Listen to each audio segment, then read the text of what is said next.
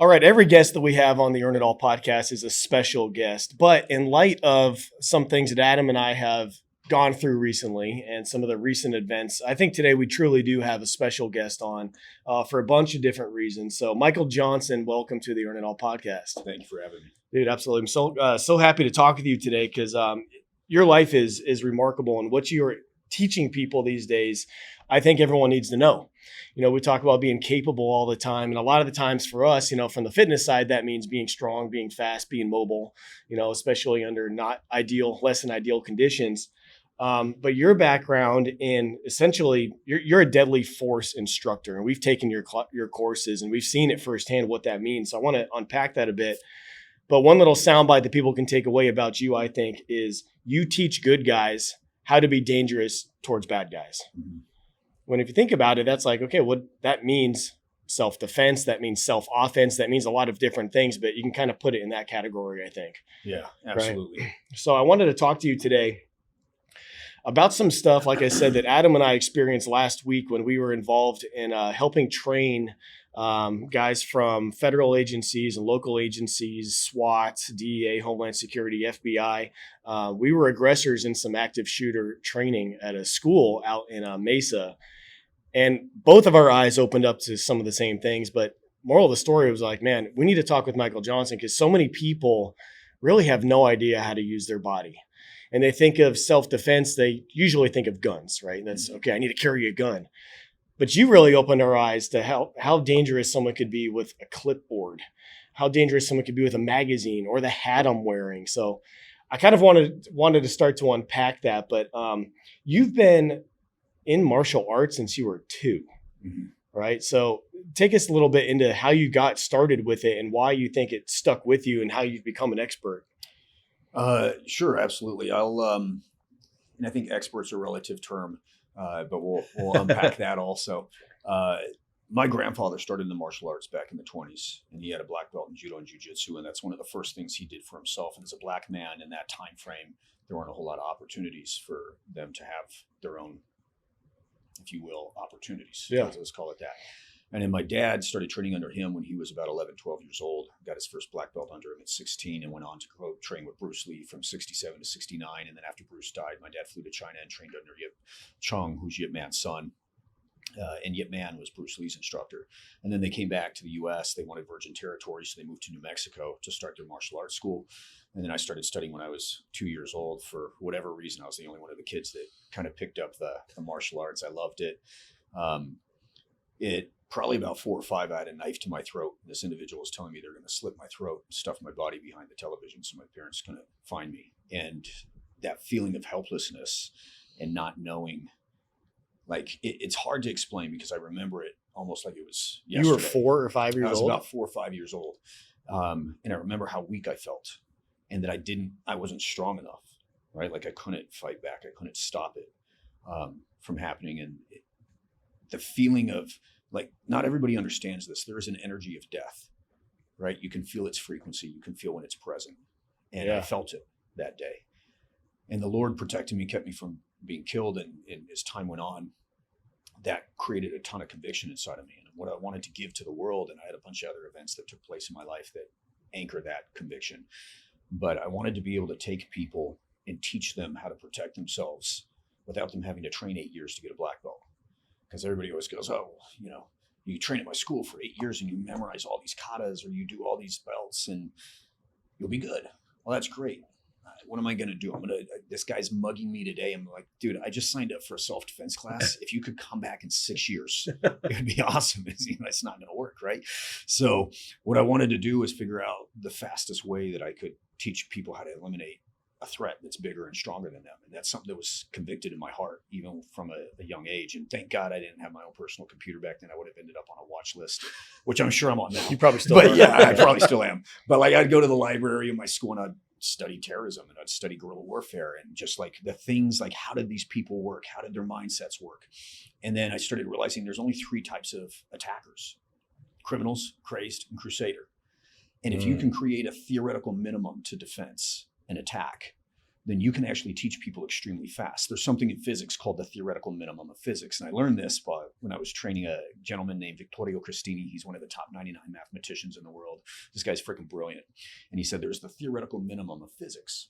And if you understand this core foundation, you can actually build your own fingerprint in physics, basically, and you understand everything. I was like, dude, that's exactly how our combative approach is. As long as you understand that baseline, you can create your own fighting fingerprint. Yeah. And so what we learned was how we could train people. And I had a young woman who came to me, she's getting ready to leave for Africa. And her uncle was raising her. I didn't understand all the details at first. And she said, I don't want to train with you. And she didn't like men at the time, which I get why afterwards. She literally had watched her mother be murdered by her stepdad when she was a child. And so she was obviously not thrilled with men. And she was now leaving to one of the most dangerous parts of the world. And this guy wanted me to train her. And he's like, oh, and by the way, you have a month. I was like, all right, awesome. We can make this work, right? And the short version of a longer story is by using associative linkage, neural pathways, creating positive associative linkages to things people already know. We were able to train her in under 3 weeks, and we had her run through the shoot house. And I had 4 different men attack her, and she took them all out. And that was when I was like, we got to go deeper into this. I like this. Yeah. Right. So our objective is to train good people how to be dangerous to bad people in a very short amount of time. There's only 3 ways the human body needs to be shut down: timer, switches, and mechanics. And if you understand these bullet points and you understand the way to function in high risk and high stress environments, plus controlling your own internal dialogue, which dials back to you being made in the image of God, you have 3 different tongues and they'll argue with each other. If you can learn how to make them speak as one tongue, you can master the flesh. You can also master your mind, because your flesh is nothing more than a subconscious. It's a manifestation of the subconscious mind. So what you choose to think and you condition in that purity of your mind, it will manifest itself with chemical releases, endorphins released throughout the body. And as you saw, and we saw this in the underground fights, that the human body shifts when the mind shifts. Like, you'll hit a dude with a car and he'll get back up when he's in that mode. He'll feel it later, but he's not going to feel it right then and there. And that's the thing that's so crazy. Is you're like, oh, I'd take this board and I'd hit an active shooter in the head with it. Dude, once their brain gets in that zone, it's not going to work. Right. And the hardest part with most people that we see, both in the mixed martial arts industry and martial arts, and even in law enforcement and military. And it was funny because I worked with the 512th Rescue Squadron for a while. And one of the things that the colonel said is, he's like, everybody thinks because we're in the military, we know how to fight. He's like, that's not what we do. Like 90% of the people in the military don't know how to fight. If they're a tier 1 operator, totally different story, right? Marines, they're different altogether. I love those guys. They're just like robots that kill, right? And you look at different guys like Army Rangers, and obviously those specialty areas, they have that. But when you look at human beings being able to go against somebody with conviction, you realize that the weapon is no longer a gun, a knife, chemical agent, bludgeon, edge, projectile, improvised. It's none of those things. It's conviction. You try to take a child from a mother and she'll kick the shit out of you, whether she has training or not, right? Conviction ties us between the ether of the other dimensions. And when we start learning how to activate that part of our spirit, we elevate in consciousness to be able to do what's necessary to eliminate a threat quickly in front of us. And so when you match the belief systems, and then you match this what we call mental syntax, and then you match the theoretical minimum of defense, when you combine those 3 essence together, you can train somebody who's never had training before in their life in a day, and they'll beat somebody who's been doing it for 2 to 3 years. So I would imagine that in order to get to that spot where you are able to basically just act on your conviction, you probably have to go through some scenarios to get kind of the butterflies out. Like, you probably have to get punched. You have to be in these high stress environments, because I think that's one of the biggest things that when people hear that, they're like, yeah, I get it in theory. And maybe they feel like they have the nuts, or they feel like they have the balls to do it. But if they've never been tested and they've never been in that any sort of situation like that, I'm assuming that's part of the training. Like, you need to get punched. You need to be under stress. You need to be in duress to even see how you perform, so you can get through that cloud and start to think clearly when it really happens. Absolutely. There's cross-reference platforms though too, right? Like, you just don't have to walk up and blast somebody in the face, right? Yeah. And it's bad for business. Students walk in, you're like, line up, whack, and you just start hitting people, right? Nobody wants to come back. So what we've learned is that there's multiple ways to condition that without actually having to get struck, but learning how to deal with discomfort. Cold water is a great way to do that, right? Sure. What human beings struggle with is not pain, it's aversion. They struggle with this concept that like they don't want to deal. You guys deal with it in the fitness industry, right? People, I want to be in shape. No, you don't.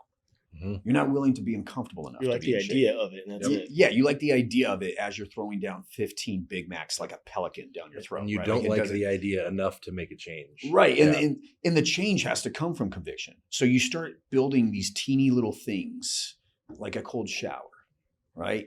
Dealing with maybe standing on one foot and your legs cramping and you're getting there. And then your only job is to condition your mind to stay calm and to be at peace.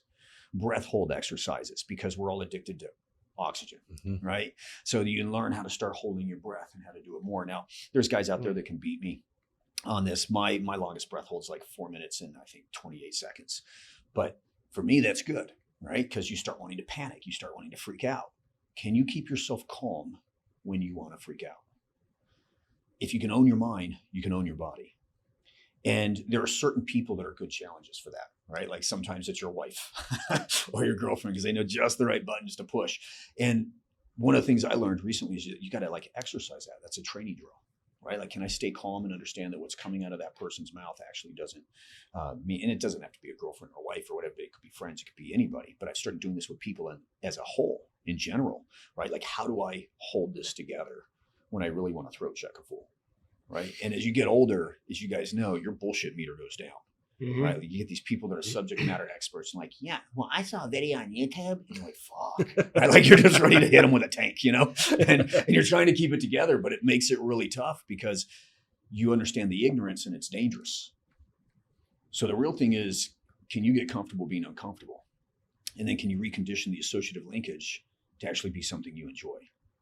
So let's talk about how you start to teach this, because Adam and I both took your Dangerous in a Day course, which I was blown away. Like, it was phenomenal. It was a ton of fun. Yeah. It hurt. It was great. But it hurt in a good way. Yeah. It's the most fun I've had in a long time. Yeah. So what would you tell people that are like, okay, I know I need some of this in my life, but they've never taken any sort of course. They don't know what to expect. They don't know what to do. Maybe they'll sign up for jujitsu and they think they're starting to get into it. I think there's a faster path to it. And I think it's taking courses like yours, ones that kind of fast track all the, like you said, I think you said 6 years of training and getting these different belts and all that before you're ever really tested. Dangerous in a Day essentially throws you right into the fire.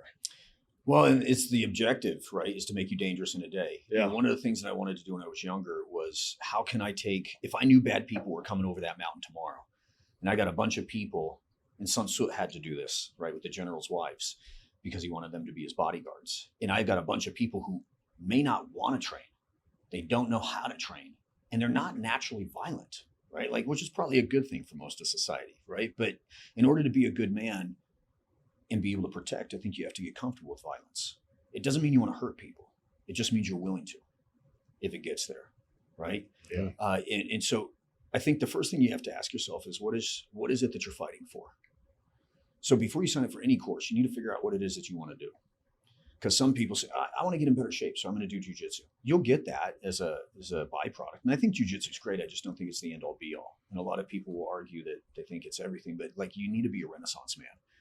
If you can do really good jujitsu and I have an AR-15, you're fucked, right? Like, I'm glad that you can roll around, but I'm going to ventilate your ass and then you're going to have some issues, right? So now we have to sit down and go, okay, like, what else should I learn? What else is on that topic? So pistol, bludgeon, edge, projectile, chemical, improvised tools. How do you put these things together and figure out a way to make them function in one breath?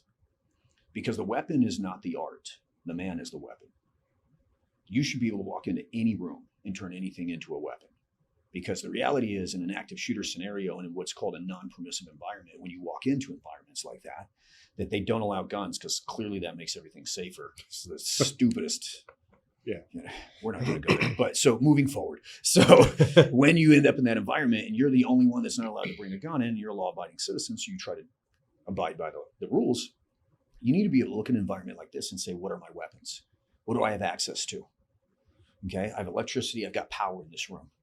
If I have certain types of conductors, I can leverage that, right? If I have certain things inside of the Ethernet cable, like you tie Ethernet cable in half and literally, it holds like 250 pounds, right? That's an amazing garrote. So when you start learning how to like weaponize your environment and figure out everyday instruments that are functional that nobody's going to take from you, right? Like you're never going to get on TSA's flight and they're going to go, do you have an Ethernet cable? We're taking that from you. That's a good point. They might now. Yeah. Yeah, fuck. Don't put Just this kidding. in. Yeah, don't edit this out, right? While sitting there with my Ethernet cable. Yeah. But like there's things that you need to do. Good call. There's things that you need to do where you need to actually think through it and go, what makes me dangerous is me. This is what drives me nuts about most men today, where they're like, I'm going to get a gun. I'm going to get a gun, and if I have a problem, I'm going to shoot you. You're like, okay, well, you might shoot yourself.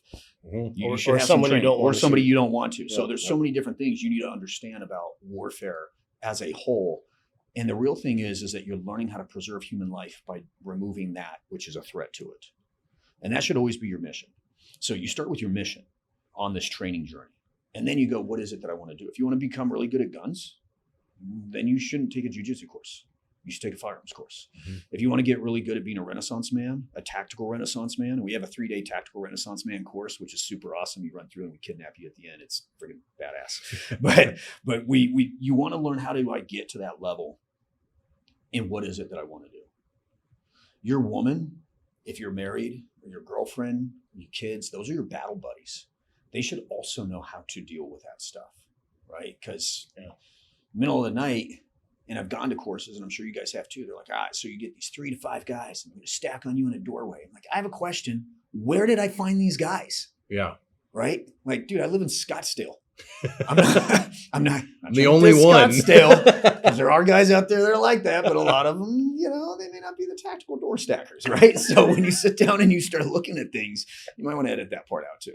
No, we're gonna leave that. Yeah, that needs to stay. Yeah. But when you start looking at this approach to life, you kind of have to go, like, if I have a woman, that's my battle buddy. Mhm.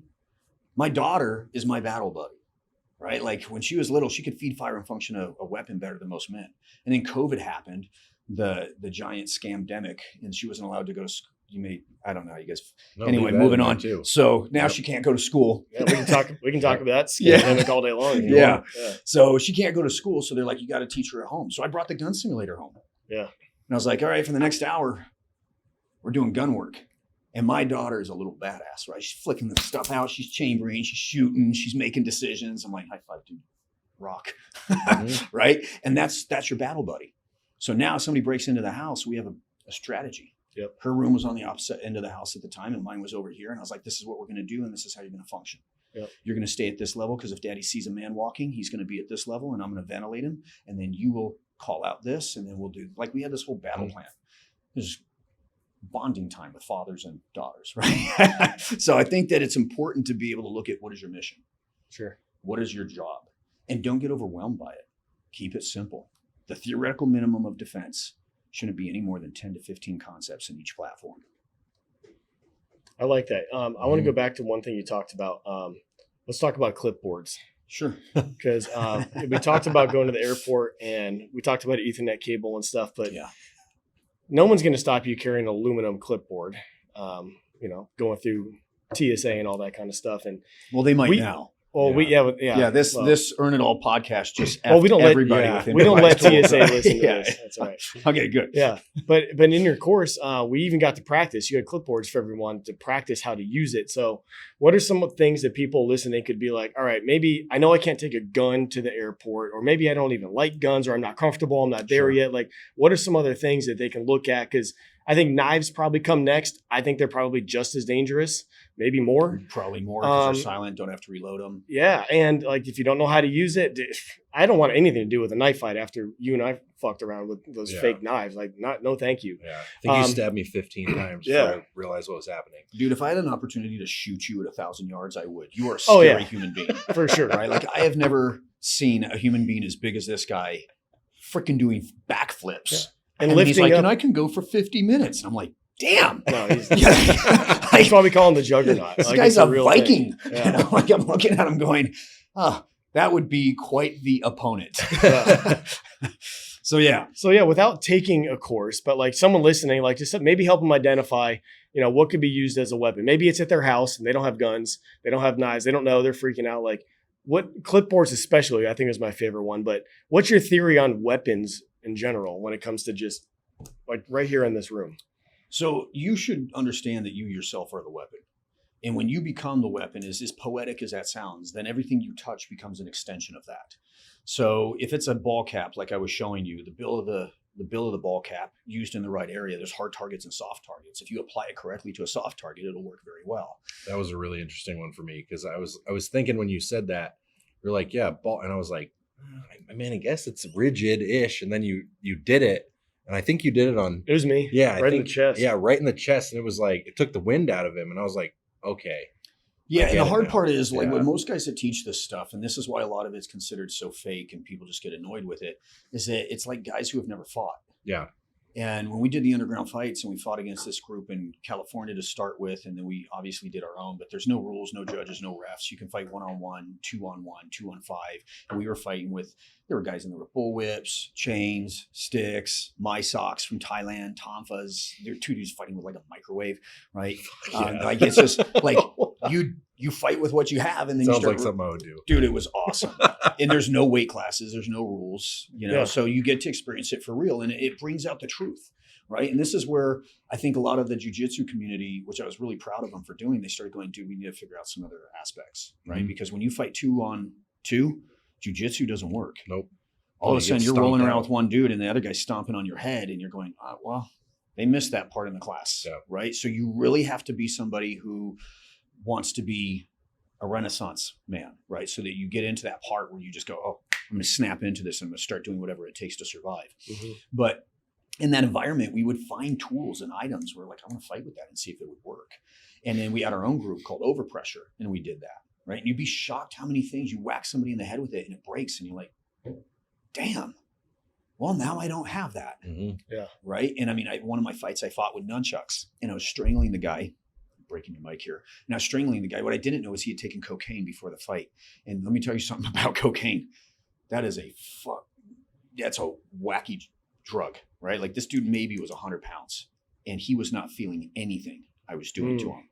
And I was like, okay, new consideration. Mhm. People on narcotics, Yeah. So it was a whole new world. But I was strangling him, and I started looking at his face. He looked like he was kind of going out a little bit, and then nunchucks popped right at the same time that he passed out. I thought I broke his neck, and I was like, oh crap, I'm going to prison, right? So I'm like, medic, right? I'm trying to get people in, and like a few seconds later he comes back and tries fighting again. We're like, no, you're done.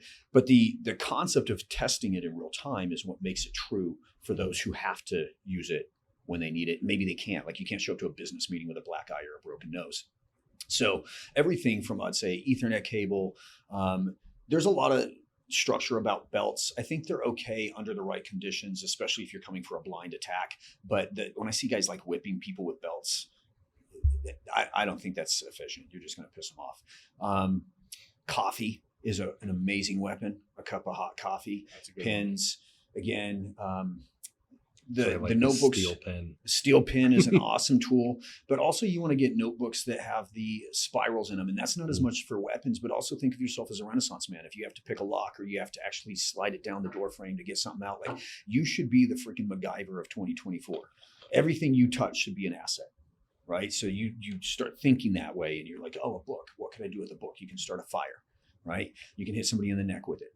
You might be able to use it for something else, right? It's a dryer lint. Dryer lint is a great way to start fires. So you start thinking of different ways to start thinking outside the box, so that you're not just going, oh, well, let me just throw that away. Everything has a use. So in any environment, you should be looking for those types of uses. A light bulb, right? If you take your t-shirt off, and we talked about this in the course, and somebody's coming up to you and you take a light bulb and smash it in their eye, that's going to suck, right? So you're just thinking differently. You're learning how to weaponize your mind and take advantage of people's weaknesses, and then be able to shut them down using timer switches and mechanics. What would you say to somebody, because, and obviously you've probably gotten this before, because we've gotten this before, just talking about this candidly and stuff. What would you say to somebody, especially in this day and age, when they say that type of mindset is overkill, or that type of mindset is like that's not the way I want to live? And, I'm sure that you've gotten that before. I'm sure you've gotten the pushback, right? So what would you say to that? What is the one thing that's like the glaringly obvious thing? And we probably already know what you're going to say, but what is the glaringly obvious thing of like, no, this is the way that you should probably start thinking? As a man, you need to think that way, because even if it's not your fault, it's your consequence. Your woman shouldn't have to think that way. She should be able to walk through life and kind of like look at the butterflies and stuff like that. And that's cool. But if you fail and you're staring at the butterflies, you both die. Yep. And I think it is every man's responsibility to be the warrior and protector and provider for his family. I understand that this day and age is different, and everybody wants to say, well, men and women are equal. No, we're not. We're built differently. God made us that way. And no matter how much you try to force that type of mentality out there, it's not the same. Our bodies are built differently. Certain people are built differently. So, some of the guys who used to fight in the underground fights, Native Americans, they are not built the same. No. Dude, like, I remember hit one of those dudes in the head and I thought, that definitely would have taken me out. And he like scratched his head and got up and I was like, well, shit. Right? I'm thinking, Where's my clipboard? Yeah, like Native Americans, Samoans, like people are built differently. But the species of men and women were built differently. And so your job is to be that for that person. But I would also say, why are you so concerned about what my capabilities of being able to protect my family? Why does that concern you? And why do you not want me to have that unless you have some kind of weird plan to make sure I can't? Yeah. And I'm not asking for permission because I've been in that boat before. Mm-hmm. And if you ask for permission and you lose somebody or something that you love, that can't come back. And your woman will never look at you the same after she gets hurt or you get hurt. And you have to be able to, and it doesn't mean you'll always be able to handle everything, but be ready. Be as ready as you can. And trying to emasculate men in our day and age, it's hurting women, it's hurting men, and nobody will step up to it. And they've started conditioning women to go like, you want a feminine man. Yeah, until bullets start flying. And then when he's taking his shoes off, running down the street, and you're like, where'd you go? Right? Like, you're kind of like, maybe that wasn't a great choice. Mm-hmm. So you want to have that mindset of like, how do I be the best man I can be? And you only want a woman that wants that strong man also, right? If she wants you to carry some dog in a purse and she wants you to be super effeminate, I don't want to be your man, right? Like you can do that shit with that dude over there with his nut huggers on. Like, I don't want to be that guy. Every other dude that lives in Scottsdale. Like, I don't want to be I couldn't live with myself if the person I loved got hurt because I failed to be adequate. Yeah. It's really important. We were talking about this last night on one of the coaching calls that we do, and it's personal sovereignty, right? And I think that's something that's been forgotten about for whatever reason, especially in the past 20, 30 years, it's like personal responsibility of like nobody's coming to save you. Like, why does everybody think that somebody's coming to save them? Easy. Kindergarten. Yeah. Get in line. You stand over here. This is what you do. If somebody hits you, go tell the teacher. Yeah. I told my daughter before she went to school, she said, Daddy, what do I do if somebody hits me? I said, you hit him back. What if I get in trouble? I'll take you for ice cream. Yeah. I was like, you do not have to ask for permission to protect your body. And this is a principle I want you to have for the rest of your life. Mm-hmm. If a boy touches you, you freaking slam his head into a table. And she's all right, Dad. Right? And she went to school and no kids mess with her. Why? Because of this amazing thing called consequence, which has been lost in our culture. You need 4 things in your ideology in order to think different. The first is conviction. The second is permission. Get rid of permission seeking. You also need to have the third thing, which is superior warrior tactics, right? Everything you do, if you know you're going to have to take on a bike, you train to fight a train. And then the fourth is warrior state change. You've got to be able to shift your mind in a moment. When I'm fighting, I don't act the same way I would if I was on a date. Yeah. Right? Like, we're eating popcorn. I'm like, stack on me. Right? That's a weird date. Right? Like, that's going to be weird. But you should be able to shift it. You should be able to have a state change. Right? You shouldn't be sitting there in a mindset going, I always have to be this way. Now, I'm always looking. But one of the things I learned recently was how to be gentle. Right? That was not my natural state. Because for most of my life, I was in the state of survival, a state of, kind of being a warrior. Yeah. We cannot ask for permission to protect what we love because the people that you're asking for permission from do not have a vested interest in you keeping it. Right. And when you lose it, they're not going to replace it. And dude, a big reason we're talking about this is because, like you mentioned, kindergarten, we're conditioned to act a certain way, follow a line, but we're also conditioned to pick up the phone and dial those 3 numbers, 911.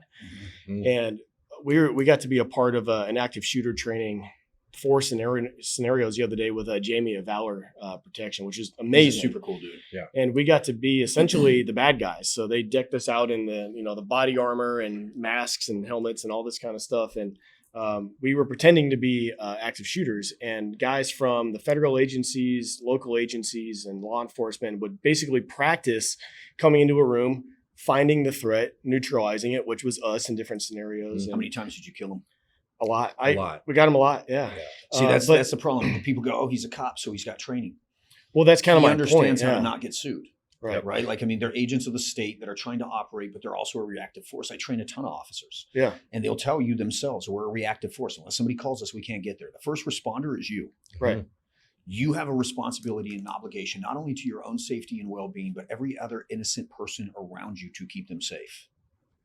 That is your job as a man, and that is your job as a warrior. I'm sure you have a female audience too. I do a lot of coaching for men. Ladies, you're the same way. Like, the women should understand, most dudes will film you getting stabbed to death because they don't know how to protect you. Yeah. You need to be capable of being able to handle that. And that's essentially our whole point. Like, we even have it on our website. It's on you. Yes. You know, sure, dial 911, and we love the cops. We support them. We do charity for police, 100%. and we got a lot of friends that are there, but they can only get there so fast. And when they get there, depending on the scenario, they might be new to that as well. So, like, cool. I'm hoping they're coming, and they're coming fast. But I know that I need to do everything under my power to take care of me and the people around me. Well, and that includes the officers too, right? So the That's officers, it is their responsibility to go and get above and beyond training outside of what they're getting, because your agencies may not be willing to pay for that. Right. They'll say, well, we don't have a budget. And every time there's a shortage, what's the first thing they cut? Training. Mhm. So like, we can get some more body cams to get you guys in trouble. We can do more of this in order to cause this problem, but they're not going to give you something to save your life. And this is where I feel so bad for law enforcement right now, is that they have to choose between a career and saving their life and whether or not they can feed their family. Yep. And the departments that support their officers, my hat goes off to them. The ones that do not, I don't respect you, right? Because you should be looking after your officers, because the things that these guys have to face on a daily basis and what they have to deal with. And then a lot of people, when the officer came to the car, he was a dick. Okay, what else happened throughout the day? What you missed was the crackhead that just spat in his face, was screaming and yelling at him, and he doesn't know who you are. When he's approaching that car, you might be that guy. So instead of being like he's a dick, show him you're not him. And just be respectful. Officers appreciate respect. They appreciate the fact that you appreciate them. And when we're dealing with training, a lot of these guys, keep in mind, they're overworked, they're underpaid. On their off time, they're showing up to court, and then they're still trying to fit in time with their family. Yep. So we've got to figure out a schedule for them to be able to operate and function in real time that works with their family to still keep themselves safe. And that's why you can't give them super complex systems that take 8-9 years to learn. Like, my workout in the morning is about 30 minutes. You can work out hard or you can work out long. You can't do both. So I do a 30-minute workout, and part of it's called Assassin Fit, that allows maneuvers that I do to be functional, so that when people might attack me, I'm also utilizing an exercise that's based off the principles of combat. I don't train to fight men. It's funny because somebody just recently they're like, this guy fights like a spaz. 100%. That's part of my technique, right? Is I like to be the guy that can fight demons. And when I was little, and I'm going to give your audience a tool to do, close your eyes and imagine somebody attacking you. And where that imagination attacks you is the vulnerability that you need to work on. Your subconscious mind knows where you're weak. And so what I used to do as a kid is I would close my eyes and I'd see things attacking me, but they were always demons. There were things that could attach to walls and jump off and flip and spin. So I learned how to jump around and move and dive and whatever. And when you can fight a demon, a human being's pretty easy. Yeah. Right? And that's why sometimes when I fight, I'll climb on people, hit them. I won't hit them hard, if we're just sparring, it just looks violent, but it's like, but when I'm fighting, it's different. Like in the underground fights, I fought way different. And I've become comfortable being uncomfortable in the world of violence. A little bit ago, you talked about 3 types of attackers. Yeah. And I kind of want to go back to that, because I've kind of a question about that. I'd like you to break that down a little bit more, because I think that's really fascinating, because I 100% agree with you on those 3. And I also want to know, which is the most dangerous in your view? Which of those 3 attackers is the most dangerous to you? And I think we're probably going to agree on which one. Yeah, well, keep in mind, they're not mutually exclusive, right? So a crusader could also be a criminal because they're breaking the law. Sure. And they could also be crazed. But when you look at a criminal, typically they're hedonistic. They want what they want, and they want to leave without conflict. I would argue that is probably, if it is in itself mutually exclusive, that would be the least threatening person. The crazed, you don't know. right? Because they could be mentally off. They hear spirits or voices telling them. And here's my little conspiracy theory, if you will. I don't believe people that are schizophrenic are actually schizophrenic. I think that they have something in them that allows them to see and hear things that the rest of us can't see, right? There's a dimensional veil and not everybody can see through it. We've all seen dogs barking in a corner. And we're like, what are you doing? There's nothing there. And then you feel that little weird chill down your spine. Something's there. You just can't see it. They can. Yeah. Well, the way that schizophrenia is diagnosed is kind of fucked up too. So Yes. it's like, do you hear voices in your head? Yes. Dude, I Oh, hear voices doesn't in my head everybody? all the time. Yeah. Right. So, you know, it's whether or not you're listening to them that becomes a problem, right? how loud So- is this voice? So when you look at crazed, that person may be willing to kill you because they feel like that's what the other dimensional whisperer is telling them to do, Mhm. right? And then you have the crusader. This is a person that feels that their holy calling is to take you out, and they're willing to sacrifice their flesh in order to do it. I think they are perhaps the most dangerous. Now, I would also argue that that's exactly how you should be, Mhm. right? So I'm willing to sacrifice my flesh to protect what I love and care about. You cannot test that if you do not put yourself in adverse environments. I'm talking cold, getting out there in the 110-degree weather and trying to work out. Check with your doctor first so I don't get sued, right? Stay But, like, hydrated. stay drink hydrated, water. all that good stuff, right? But like you've got to experience adversity, right? One of the things we used to do before we did the stick fights is we'd actually hit each other. We started with something soft. It was like a t-shirt, just conditioning, right? And then we moved up to like this, it was like a canvas strap that we were whipping with. It became a leather belt. And then we'd sit there and hit each other with sticks. And you get to the point where you hit them as hard as you can. And the person's job is to stand there and take the hit without showing it. Why? Because it's your ability to compartmentalize pain, right? So when we learn how to make pain our servant, which fuels us into the action that we need to do, because there's a difference between discomfort of hurt and injury. Mhm. Injury is bad. Hurt is a weakness that you haven't conquered yet, right? It hurts to do push-ups. Why? Because you're weak. If it hurts to do push-ups because your shoulder's coming out, that's injury, right? bit So there's a different thing. So we need to identify that first. But when we start to look at these typologies, we also must understand what we must become in order to beat them, which is a better question. Which one must you become in order to beat the worst one? A crusader can only be beat by a crusader. Yeah. And so you having the conviction of your heart willing to die to protect your wife, your children, your kids, whatever, that's something that a lot of people have lost. And I've talked to a lot of young men, and this is why I respected.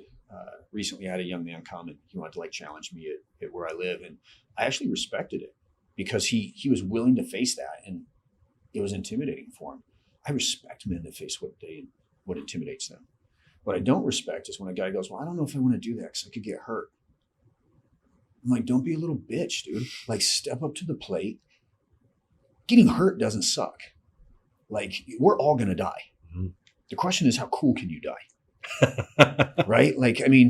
I don't want to die doing something lame, but if I died because I'm trying to save my child or my woman or an orphanage, and I jump on a drone and it spins uncontrollably and takes out 15 terrorists, what a cool way to die. Yeah. Right? They're going to make songs about me and everything, right? Yep. That's awesome.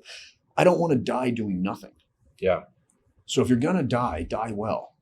I was just listening to a podcast with about Benghazi, and Mark Geist, Oz. He said something almost the same as that. He said he got blown up on the roof. His hand was falling off, and he had shrapnel all over his body. Those and dudes are everything. freaking studs. And he was gonna. He asked them to get him to the ladder, and he was gonna climb down the ladder. And then as he was climbing down the ladder with one hand basically off of his body, hanging off and everything, he was thinking to himself, he's like, "Fuck, don't fall. I do not want to be the guy that just survived a 44 millimeter round, basically blowing myself up, and then I fell off the ladder and died." Right. And he had that same mindset of no, if I'm gonna die cool. Those dudes are just so amazing, and I look at men like that, and I've never been in special forces. I've never been a Navy SEAL or anything like that. I've had the privilege to work with them around the globe, and I honor them, right? These guys have a never die attitude. Mark Simos, who's a Navy SEAL, I met him at SHOT Show, and I was watching this Navy SEAL thing I think it's on Prime, and I saw his name at the end and I called him on his cell phone. I was like, dude, is that freaking you? He's like, yeah, and I'm working on a new series. I'm like, dude, badass, right? Like, I mean, they have such a cool mentality in the way that they function, the way that they think. Jeremy Mayhew, who's another Navy SEAL, he's developing some software to actually go after human traffickers right now. Like their heart to go after warriors never stop, to go after the enemy. Yep. The bad guy, it never stops. True crusader. Right. And I love those types of crusaders. They will fight the evil. They'll go after everything that's there to stand against evil. And they're not narcissistic most of the time. You know, I mean, they have to have a level of confidence that's pretty intense, because you don't want a guy up on a roof being like, I think I might be able to hit him. You want the guy going like, I got this. If you catch them at the Brass Bell in Coronado, they might be a little narcissistic. Yeah. A couple beers in them. But they're cool dudes, right? And I respect men like that think that way. And I think all men need to adopt that type of mentality. And if that's not in you, that could be a problem. One of the most recent things I heard along those lines that I feel like I want to bring up just to put it on record, I thought I was blown away by it, was Nick Irving, nicknamed the Reaper. He was a sniper, and he was on Sean Ryan show, the podcast. And he was talking about a fight that they were in, that he was in a room with one of his dudes, and they didn't think they were going to make it out. They said, if these guys make it past whatever it was, whatever the scenario was, if they come over here, basically he's pulling a grenade and they're both going out. And he's like, we're going to go out with a bang. We're not going to just run away. Mm-hmm. But what he told his guy, he goes, hey, he dapped him up, and he's like, hey, just tell my wife it wasn't a bitch. Yeah. And I was like, dude, just thinking, like, cause I'm like, dude, he's out there in his prime fighting, doing his thing. Like they're in the middle of combat. Like it was one of the biggest combat tours. I think he said his platoon did like 1,000 kills or something over the period that they were there. But that was his potential last thought. Like, just someone tell my wife I wasn't a bitch, because and then we'll just blow myself up. That's his name, though. Yeah. Right. Like, I mean, you think your name is your name that you were given at birth. Your name is the name you earn through life. And when people get to see who you are, that becomes what you're called. Yeah. Right. Like, my name isn't Michael. It's what I do. It's how I teach. It's how I live. It's how I shine. Your name becomes that last moment. And so that dude, even to think that way in his last moment, shows you what his name is. That's right. Right. And so men look at that and they go, I want to be like him. And that is what, like, we should strive for, right? Like, are you living a legacy? Yep. If you don't know what your purpose is in life, it's because you haven't found a cause worth dying for yet. Yeah. Find a cause worth dying for, you'll find a life worth living. And when you can start living that way, it won't just be because somebody tells you to go to war. You'll go to war on your own without getting paid for it, because it's actually what your mission is. Yeah. It's so wild to me to watch kind of in real time, watch our country specifically go from,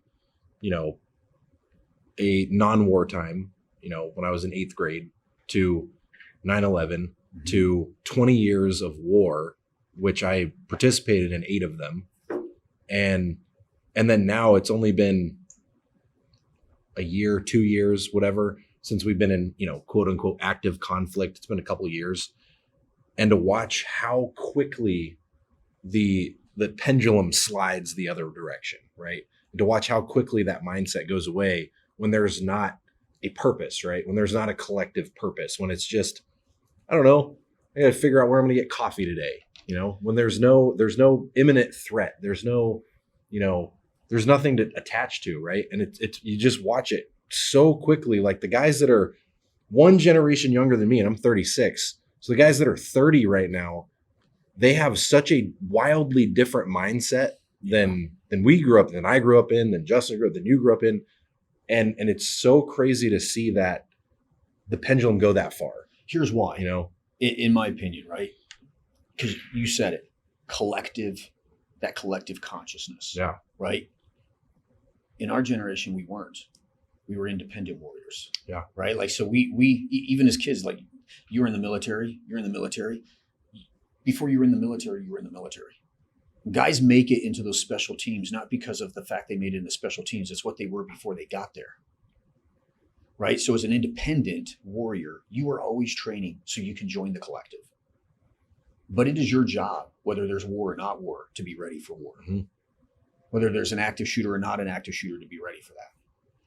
You're going to tell your wife, as you're sitting there at the movies, you're like, hey, babe, get under the seat. We should have signed up for that course.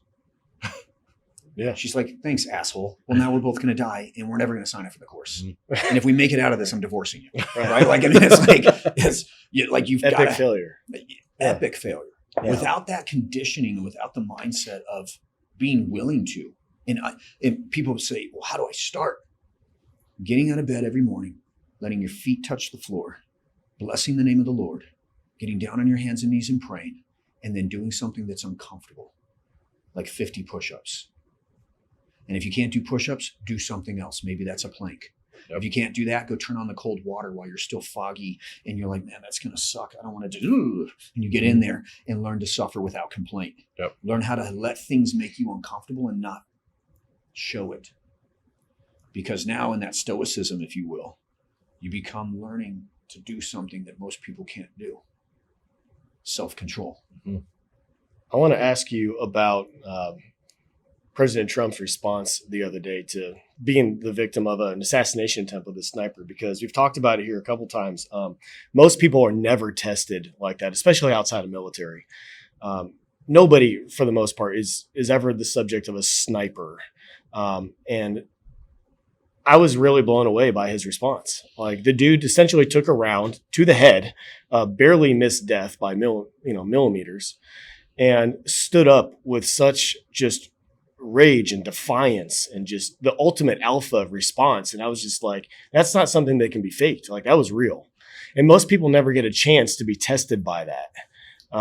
And I'm just blown away by that, because we've talked about, the Reaper, we've talked about guys in the military and stuff like that, like, he's never been subject to that.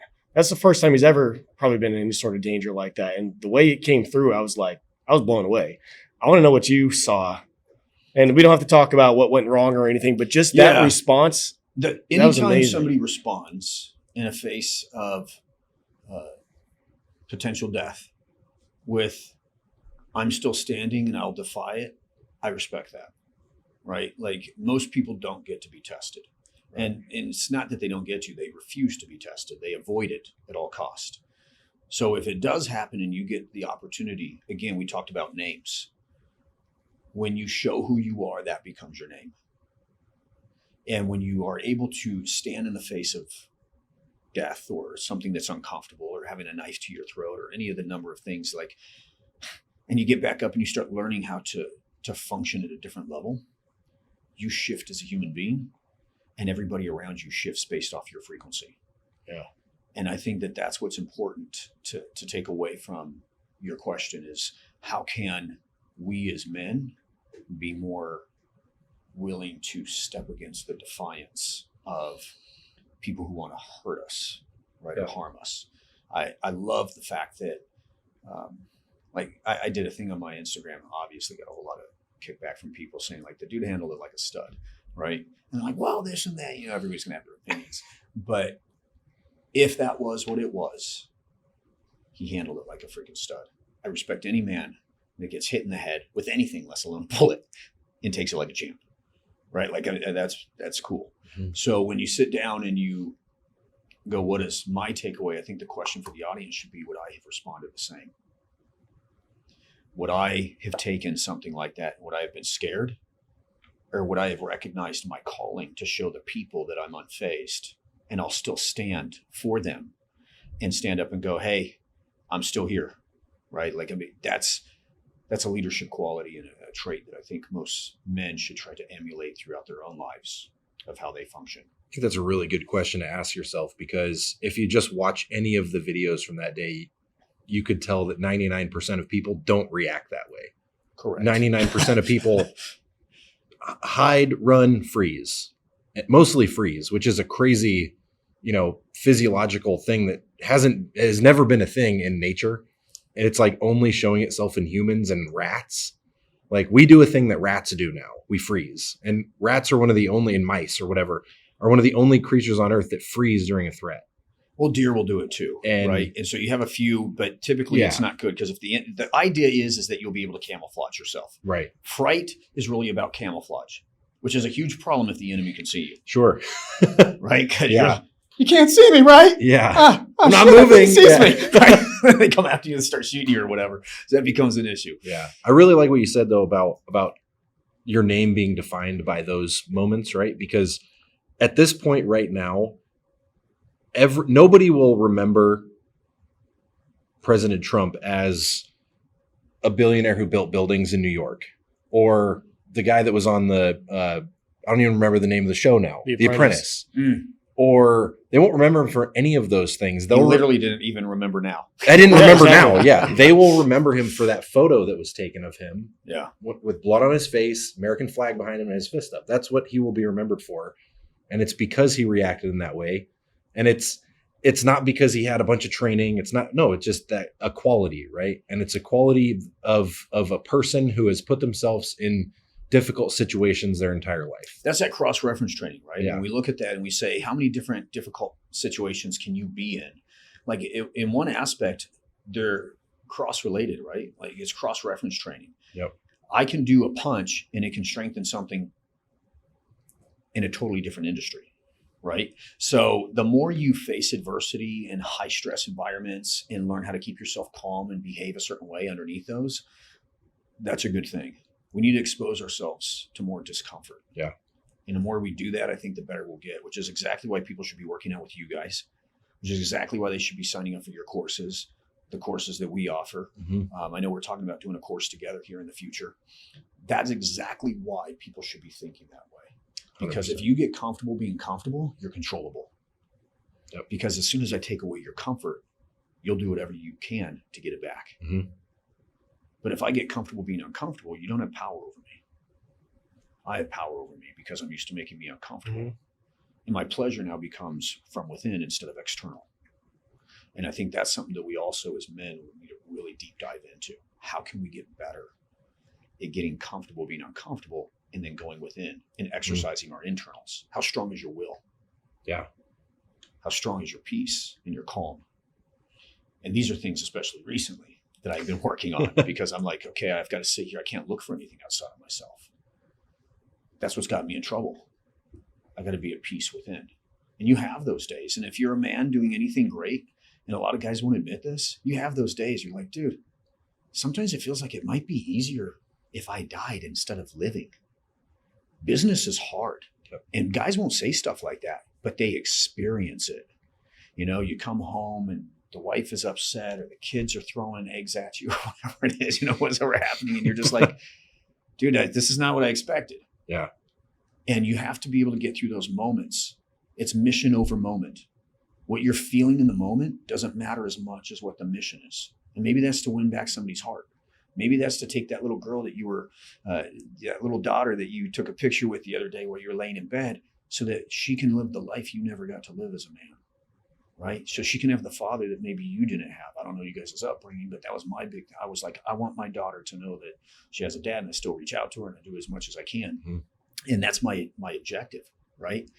My job is to give everything that I can so that they don't grow up the way I didn't. That's why we suffer, because the mission matters. Your mission matters. Yeah. What you choose to do on this earth stands for something. It becomes your name. And it doesn't matter what you build. Buildings fall. Mm-hmm. Legacies don't. So when you actually activate yourself in the life that God's given you, your children's children's children's children should be talking about you.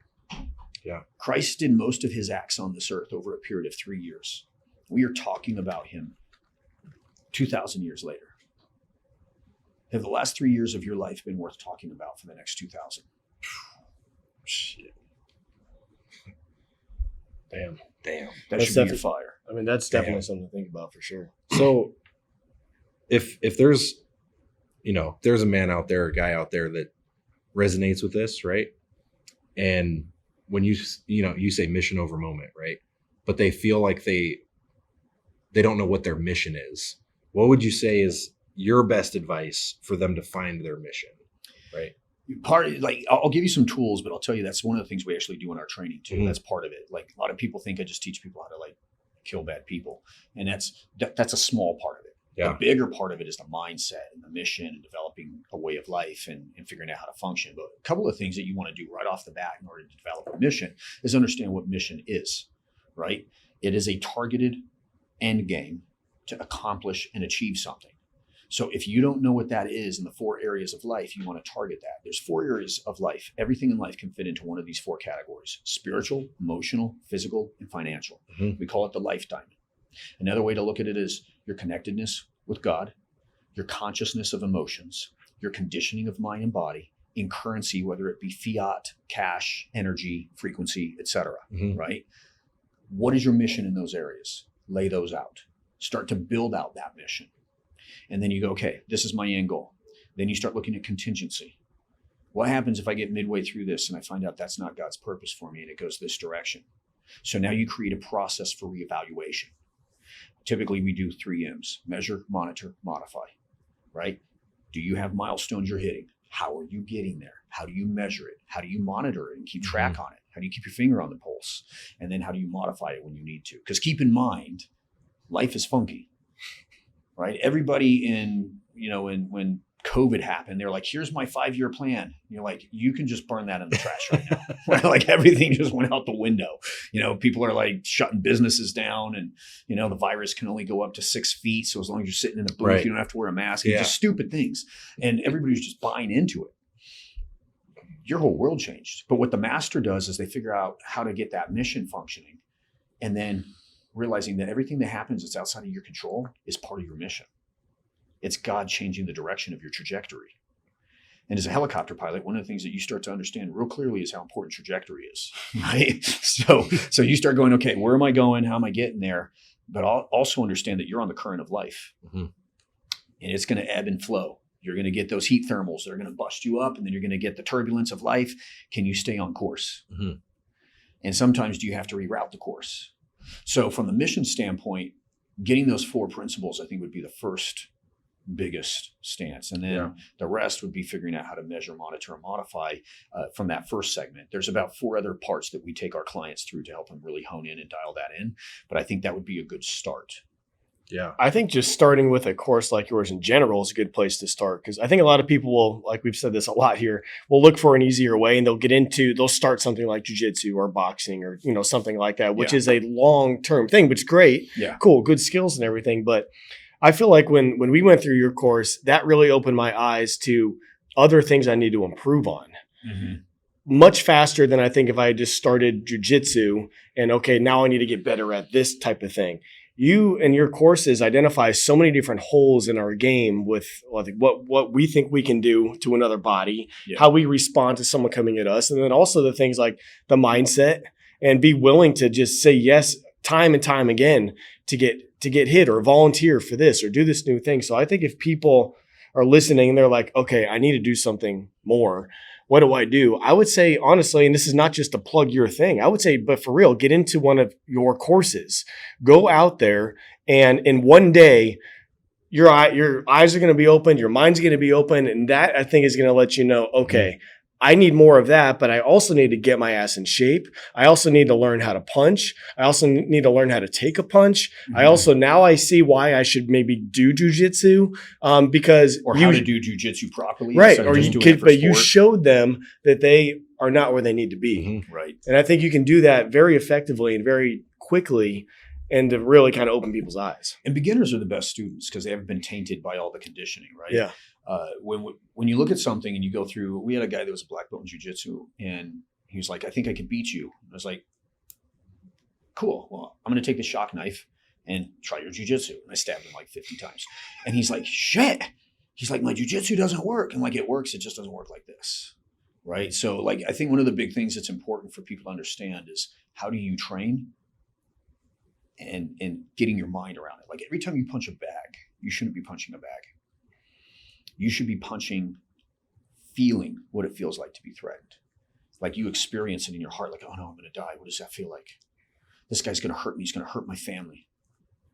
And then hit that bag so that you start conditioning the behavior of the psychology of the emotion so that you start creating the stimulus conditioned response, right? This is how I train my guys. Like we're like, this is the stimulus specific, here's the conditioned response. And then we create failures within it. And then we start to untie it.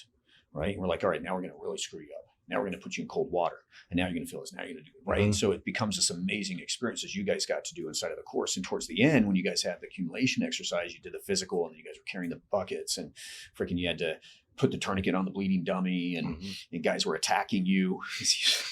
I'm there, Mr. King, as he's running up the ramp looking for Mr. King to go and attack him.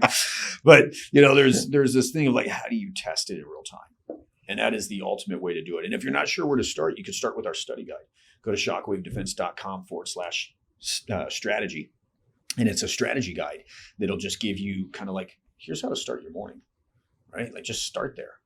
It's a strategy guide for men. I work for men, and I work a lot with men because I feel like that's part of my mission right now is to help create the rise of the warriors. I was literally at a restaurant the other day, and this lady's like, why won't you train me? I was like, because you're not a man. She's like, do you hate women? I'm not sure how we got there, right? Like I'm a men's coach, right? Like it's literally like this concept of men need men right now. Mm. And I think more men are pulling into that. I'm not a huge proponent of all the different stuff that's coming out from men now where they're like, you should hate women, because I just don't agree with that. I think your job is to protect them. Your job is to lead them and guide them and shield them to the best of your ability. And if they don't want that, then you can't. Right? You can't enforce it. But like at the same time, you do want to help. And I think men need men more than ever. We need to be brothers. We need to have that tribal connection.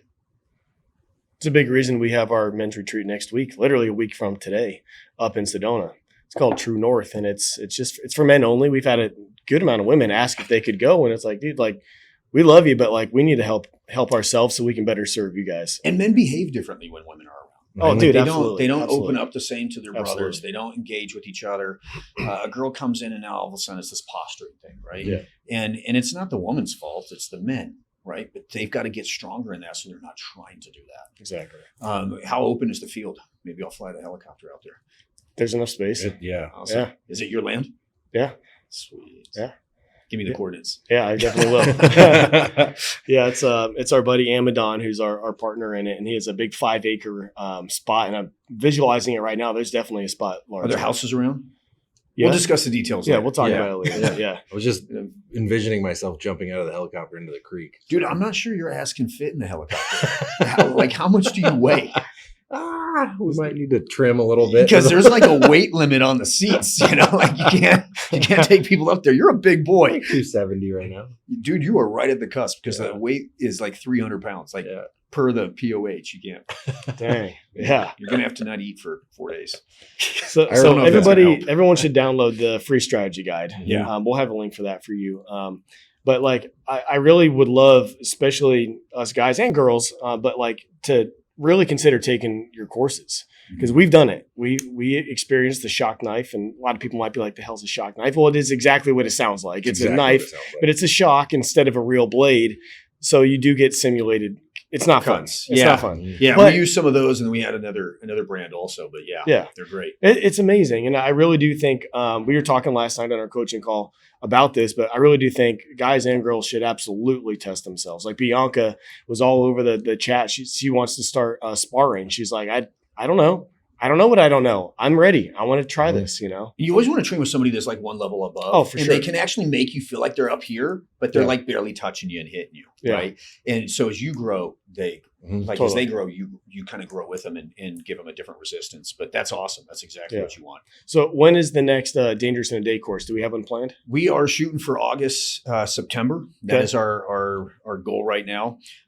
We are securing the location because the old location's obviously not available. And if I do it where I live, I'll get kicked out of where I live. Yeah. They don't like it when you kidnap people, apparently. So we'll have a different location, but we'll get you guys more details on it as it gets closer. Yeah. So in the meantime, everyone download the free strategy guide, follow your Instagram. We'll have all the links in there so you don't have to say it, try to memorize or nothing. But I would love for people to learn from you the way we are, because it's really helping us.